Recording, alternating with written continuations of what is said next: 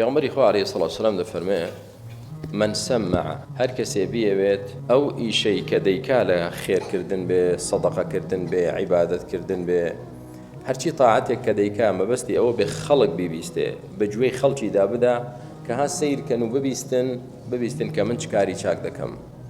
هەر کەسێ مەبەستی تەسمیع بێ، مەبەستی ئەوە بێ کە ئەو خێر و چاکەیی کە دەیکا بە خەڵکی بگەیەنێت، خەڵک بیبیستێت، بۆی دەستخۆشی و ئافرینی خەڵکی دەستکەوێت، سەمع الله به. ئەوە خوای پەروەردگار عقوبەی دەدا، الجەزاء من جنس العمل، سزایەکی دەدا لە جنسی کردەوەکەی خۆی. تۆ لە دنیادا کە حەزکەی کردەوەکانت بە خەڵک بگا، خەڵک بیبیستێت، کە حەز لەوە بکەیت، ئەوە دەبێت چاوەڕێی ئەوەش بکەیت لە ڕۆژی قیامەتدا خوای پەروەردگار تۆ فەضەح دەکات و ڕیسوات دەکات و ناخی دڵت کە لە دنیادا ڕیایی بوو بۆ خەڵکی دەردەخات.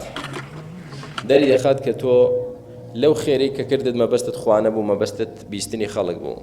پەروەردگار بانگی خەڵک دەکات، خەڵکینە ببیستن فلانە کەس لە دنیادا ئەوەی بۆ ئێوە کرد، بۆ منی نەکرد، بۆ ئەوە نەیکرد کە ڕەزابوونی من بەدەست بێنێ.